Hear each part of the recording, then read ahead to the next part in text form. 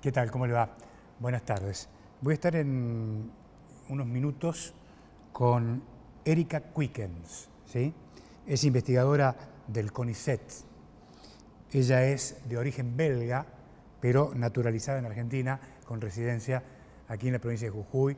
Investiga en la Facultad de Ciencias Agrarias, en el ámbito de la Universidad Nacional de Jujuy, ya que el CONICET no tiene oficinas propias. ¿Por qué le invito? Le invito porque ella ha sido una de las traductoras de un documento redactado por investigadores finlandeses, donde sostienen que la actual economía no es sustentable. Estamos a días, si usted quiere, a horas del inicio de una nueva edición del G20, donde va a haber dos grandes protagonistas, el señor Trump y el señor Xi Jinping, que es el presidente chino. La cuestión del medio ambiente hoy divide al mundo y enfrenta a estas dos grandes potencias. Por eso le invité, porque me parece interesante el artículo de este grupo de investigadores, donde hay profesionales de todas las disciplinas, filósofos,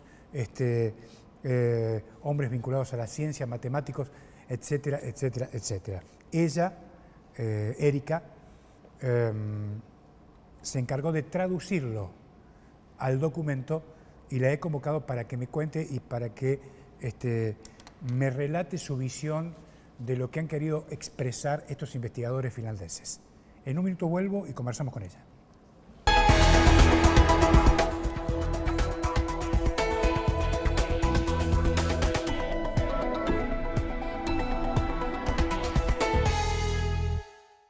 Gracias, director. Erika Quickens con nosotros. ¿Cómo te va? ¿Cómo estás? Hola, ¿qué tal, Alejandro? Bien. Gracias bien. por venir. Muchas gracias por invitarme. Bueno, ¿tranquila? Sí. Sí, bueno, más o menos. Bueno, me alegro mucho. Bueno, como le comentaba a nuestros televidentes, te tomaste el trabajo junto a tus colegas investigadoras del CONICET en traducir este artículo que es muy actual, es muy interesante, porque habla del futuro de la economía del mundo. Teniendo en cuenta, insisto, en el G20 se van a discutir estos temas. Y estos profesionales, filósofos, académicos, matemáticos, en fin, un grupo importante de profesionales ha hecho una lectura de la economía que se viene y habla de que la actual economía es inviable para el planeta desde el punto de vista de la supervivencia. ¿Es así esto? Sí, es así como dice el artículo. Como venías comentando, este grupo es un grupo independiente, que es también importante recalcar, o sea, sí, que no responde a ningún gobierno, ningún grupo de intereses. Ajá, okay. Y ellos explican claramente de que en base a la producción de energía, que digamos hoy en día cada vez rinde menos la energía, y cada vez esa producción de energía produce más lo que serían desechos de esa misma producción de la energía. Entonces, a largo o mediano plazo, eso no va a poder seguir así, digamos, ¿no? ¿Por qué? Porque el costo va a ser demasiado alto, o sea, el rendimiento que vamos a obtener de esa energía va a ser menos de lo que nos costó obtenerla. Entonces el sistema colapsa, digamos. Por ejemplo, lo que pasa, por ejemplo, hoy en día, si yo tengo que llevar a un lugar una garrafa de gas, pero mi costo de llevarla es más alto de lo que obtengo de energía de la garrafa, no me sirve, digamos. No, esto está pasando. Eso está pasando, tal cual, eso está pasando. Claro, claro. Ahora, quiere decir, como han sido categóricos estos investigadores, que la energía barata ha llegado a su fin. Sí, ellos dicen eso porque hubo una época, digamos, durante la historia que cada vez el precio de la energía era más barato, se conseguían más fuentes de energía, era más fácil sacar porque había nuevas tecnologías, nuevos lugares de donde sacar. Entonces era como el boom del petróleo, ¿no? Casi podríamos decir. Y eso llegó a su fin hace rato, ¿no? En realidad. Pero cada vez está más marcado, digamos. Ahora, Erika, las economías tienen que cambiar dramáticamente, ¿no? Sí, deberían. Es decir, hasta incluso, perdóname, los hábitos de consumo, del transporte, de la vivienda. Sí, los autores también sugieren que deberíamos rever todo el concepto de ciudad, ¿no? de ver cómo nos transportamos, porque es obvio, ya todos lo sabemos hoy en día, que es menos contaminante usar la bicicleta, pero no está organizado, entonces nadie casi usa la bicicleta. Lo mismo pasa con el transporte público. Usar el transporte público es menos contaminante que usar el auto individual propio, ¿no es cierto?, privado. Sin embargo, el sistema, la ciudad no está adaptada para eso. Incluso en el artículo mencionan cómo construimos las casas, que está basada en una economía digamos, de materiales que no son sustentables, y deberíamos buscar otras formas que sean sustentables. Por ejemplo, sugieren el uso de madera y cosas así. O sea, es rever todo.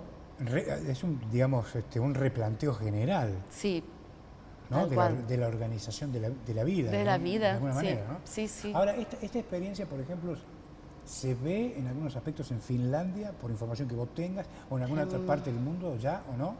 Y hay algunos lugares donde hacen experiencias, ¿no?, de tratar de consumir más responsablemente. También hay una forma de producir alimentos que se llama permacultura, que la idea es de que el suelo no se agote, o sea, lo van a hacer de una manera sustentable.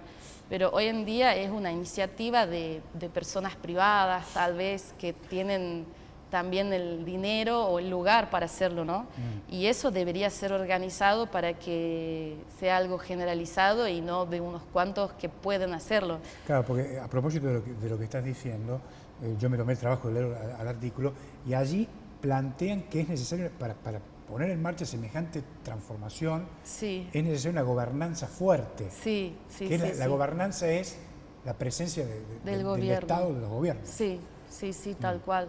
Sí, es como que también están en contra de lo que es ahora lo del precio libre, digamos. O sea, va más hacia una economía proteccionista, si se quiere. Sí. Sí. Y ahí sí tiene que intervenir el Estado, pero es en todo sentido, ¿no? Porque también es en el sentido de cuidar sus recursos naturales, de reorganizar las ciudades, o sea, es en varios sentidos, ¿no? Ahora, vos como investigadora, que naturalmente sos observadora también de la realidad, ¿estás notando que la gente toma conciencia sobre estas cosas o no? Bueno, yo justamente estaba pensando en eso, y en realidad no tanto, porque incluso, por ejemplo, voy a contar una pequeña anécdota. Sí. Mi hermana, ¿no?, que vive en Bélgica, que es un clima templado, frío, y con todo lo del calentamiento global y eso, ella venía diciendo, no, pero a mí no me cae tan mal, porque los veranos ahora son más lindos, como que había más sol y le parecía algo bueno. Y yo digo, ¿cómo te puede parecer algo bueno el cambio climático que está perjudicando al planeta, al futuro entero, y no tomó conciencia? Y veo que así es en toda la gente, digamos, como que no toma conciencia todavía de esas cosas, ¿no?, del cambio climático, sobre todo. Incluso hay grupos que son negadores, ¿no?, del cambio climático. Hay grupos... entre ellos el presidente Trump. Y claro, es verdad, él está entre ellos. ¿Te impacta que un líder mundial la verdad que sí. esté en esta posición? La verdad que sí, como que sí, me sorprende muchísimo. Me lo mencionás ahora y como que me lo había olvidado, pero ya lo había escuchado. Y ahora que me lo mencionás me vuelve a sorprender, digamos, porque es increíble de que no utilice las herramientas que le son ofrecidas por la ciencia, ¿no? Porque hay muchísimas evidencias del cambio climático. O sea, es imposible negarlo para mí, ¿no?, digamos. Ahora, vos me decías fuera de cámara que hay muchos países que están, digamos alineados a esta idea del ecologismo, de volver al ecologismo, ¿no? Sí. Ahora, pero el enfrentamiento entre China y los Estados Unidos, que lo vamos a ver en las próximas horas en el marco del G20, han generado una grieta ahí también, ¿no? Claro, es lo que te decía anteriormente, que la declaración del gobierno de Estados Unidos, al no comprometerse a reducir las emisiones de los gases que son por parte de los que causan el cambio climático, es como muy ir al choque, fue muy fuerte esa declaración. Y entonces es obvio que eso lleva a una crisis política, ¿no?, también.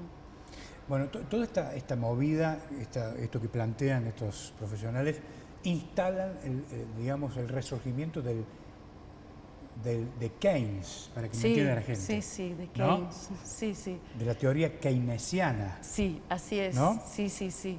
Frente al modelo ortodoxo de la economía. Sí, sí, sí, sí. ¿Y quién gana esta pulseada? Yo pienso que tiene que, o sea, va a venir un cambio, tiene que venir, no queda otra. Lo que pasa es que ese cambio va a tener un costo también, ¿no? Entonces, o sea, un costo monetario. Va a haber una ganancia, como te decía también anteriormente, en nivel de vida, en recursos naturales, pero en plata va a haber un costo. Entonces, creo que todos los países están todavía como no queriendo animarse mucho a replantear sus economías, por lo que también estaría bueno que sea algo que se decida a nivel global, ¿no? Y no cada país en sí, digamos. Y ahí obviamente Estados Unidos tiene que, no sé qué tiene que hacer, pero tiene que hacer algo más urgente todavía, por lo que te decía, que son los que más gases emiten, los que más aportan al cambio climático. Está muy bien. ¿En cuánto crees vos, de acuerdo a la información que ustedes manejan y demás, que se pueden ir empezando a concretar estas transformaciones que plantean los especialistas? Yo no sé, la verdad, en cuánto tiempo podría ser. Pienso que eso depende mucho de las decisiones políticas, porque las evidencias científicas ya están. O sea, ya deberíamos haber empezado hace rato, ¿no? Este grupo que escribe este artículo tan Sí. interesante, ¿desde hace cuánto viene trabajando en la temática? No sé exactamente cuánto tiempo, pero ya son varias décadas, me parece que son. Y uno de sus temas fuertes es el cambio climático, ¿no? Y yo por eso también lo empecé a traducir, porque me parece importante, ¿no? Como vos preguntabas, la gente que piensa, que sabe, y como muchas de esas cosas se publican en inglés o incluso en finlandés, está bueno traducirlo al español, más accesible y que pueda leerlo la gente, ¿no?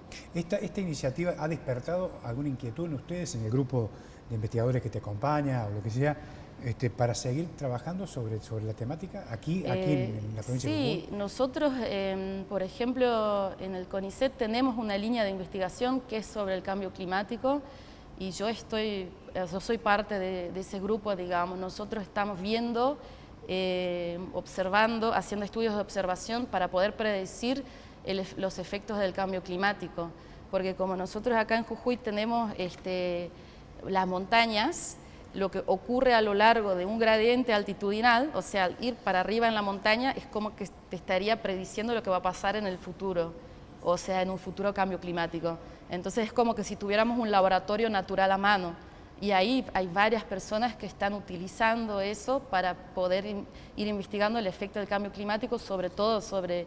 Bueno, yo trabajo con árboles, hay personas que trabajan con micromamíferos, con ratones, pero para ver el efecto del cambio climático. ¿Y ya tenés algunos resultados que se puedan comentar o no? Yo todavía no tengo muchos resultados porque recién hace un año que estoy como investigadora en el CONICET, pero se ve que en los Andes, o sea, el clima se va a hacer más extremo, ya es un clima extremo, se va a hacer más extremo y lo que se predice es que los organismos se van a ir desplazando hacia arriba y eso va a hacer obviamente que muchas especies pierden su área su rango de distribución o incluso se puedan extinguir en algunas partes. Esos serían como los resultados que obtuvimos con modelos. Los primeros indicios. Los primeros indicios, sí.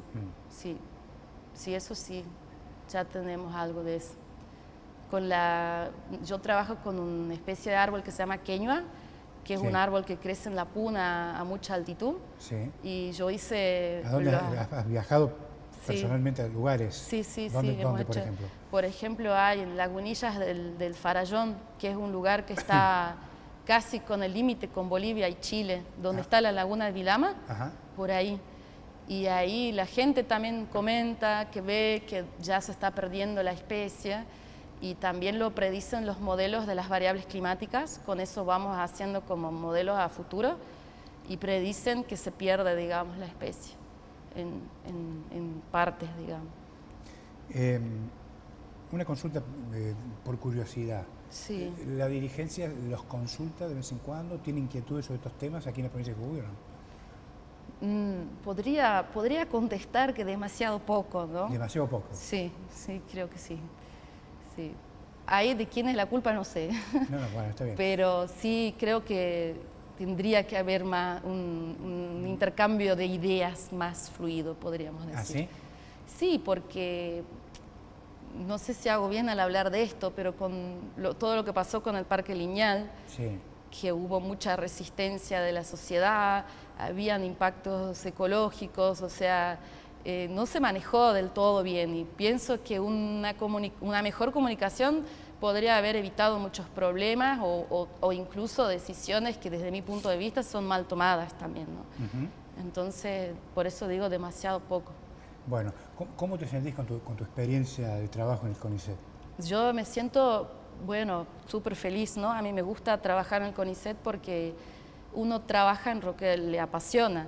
Obviamente ahora hay una crisis enorme en el sistema científico, pero me voy a ir por las ramas si hablo mucho de eso, ¿no? Sí, sí. Pero sí hay una crisis y bueno, y eso no está bueno, ¿no? ¿Cómo trabajan los científicos en Bélgica, por ejemplo? Por ejemplo, en Bélgica es parecido a lo que es el CONICET acá. Lo que sí, por ejemplo, ¿Son pasa... determinantes para el futuro de Bélgica o es una cosa secundaria? Yo pienso que este problema que te acabo de mencionar, Sí, de la poca comunicación, casi pasa en todo el en todos mundo. lados. Sí. Incluso hace poco descubrí un grupo de una ONG, creo que era, que se está tratando de dedicar a facilitar esa comunicación. Ajá, el vínculo. Claro, el vínculo, trabajar en esa parte que casi nadie lo hace, ¿no? Y entonces no voy solo yo con mi estudio, con mi trabajo científico, sino que esa gente junta un montón de estudios y lo cuenta a lo que es el gobierno, ¿no? Ya con una evidencia más sólida, basado en más investigaciones, no solo una, sino varias. Y pienso que eso es lo que hace falta acá también, gente que se dedique a fortalecer ese vínculo entre la ciencia y el gobierno, ¿no? Tanto a nivel provincial como nacional. En todos los niveles. Sí, sí. Erika, te hago la siguiente pregunta. Vos estás trabajando sobre esta especie de la puna Sí. para ver, digamos, la hipótesis es cuál es el impacto, ¿no?, Sí, de cambio climático sobre esa especie. sí. El tiempo de investigación, eso no hay un tiempo, no hay un plazo, o decir, no, tengo 6 meses, tengo un año. No, no tengo un plazo fijo, pero obviamente todos los años tengo que presentar resultados, ¿no? Aunque sean preliminares. Y bueno, yo estoy trabajando con esa especie, pero son en realidad, o sea, la queñua son varias especies. Entonces yo estoy trabajando con varias especies y visitando varios lugares, y también estoy viendo cómo afecta, por ejemplo, la germinación. Entonces estoy colectando semillas, viendo temas de regeneración natural del bosque. Entonces lleva tiempo, que son varios años, para ver el efecto, digamos. Vos sos bióloga. Yo soy bióloga. Bióloga. Sí, sí, sí. Sí, yo estudié acá la licenciatura en biología, hice el doctorado en ciencias biológicas en la Universidad Nacional de Salta. Está muy bien. ¿Tienen algunos otros desafíos, digamos, en carpeta, en este mismo segmento, digamos, del cambio climático, no? Además de lo que se está haciendo. Pienso que, bueno, una cosa sería la relación con el gobierno, pero, por ejemplo, cuando estaba traduciendo este artículo me costaba mucho entender los temas económicos, porque no tengo formación en economía. Entonces pienso que eso también es importante, ¿no? Como ellos trabajaron varios profesionales, interdisciplinarios, digamos, que nosotros también debemos hacerlo más. Como generalmente los biólogos están con los biólogos y los economistas casi como que ni sabría dónde están, ¿no? Claro. Y habría que como interactuar más, y ellos incluso tenían un artista en el grupo de trabajo, un artista que uno a primera vista no ve la relación, ¿no? O yo no la veo, digamos. O incluso filósofos y diferentes profesionales que colaboren, digamos. Eso también me parece que faltaría en Jujuy, ¿no? Como desafío, digamos. Mayor interacción. Mayor interacción. O mayor compromiso. También, ¿no? Algo sí, de eso, sí. algo También, de eso hay. como decía, ¿no? Si el gobierno no nos consulta o no le estamos comunicando, ¿de quién es la culpa, no? Claro. Nosotros también cómodamente podemos quedarnos sentados en la oficina y escribir nuestros artículos en las revistas internacionales y quede ahí. No alcanza, no alcanza. Es un gran trabajo, pero no alcanza. ¿Te consultan de publicaciones internacionales? Sí, a veces sí. Lo que pasa es que que están siempre en inglés, entonces, por ejemplo, yo los presento acá en el Ministerio de Ambiente, pero no sé si alguien los lee así, lo más básico, digamos. Claro. Sí. Bueno, Erika, gracias. Gracias a vos nuevamente. Por haber venido, muy amable. Gracias. Gracias. Erika Quickens, con nosotros, investigadora del CONICET. Le recomiendo el artículo, está en La Izquierda Diario, ¿no es cierto? En La Izquierda Diario, su edición digital, si lo quiere leer con más profundidad, para tener más datos sobre un tema que divide al mundo, divide al mundo. Recuerde esto. Que tenga un gran fin de semana. Chao.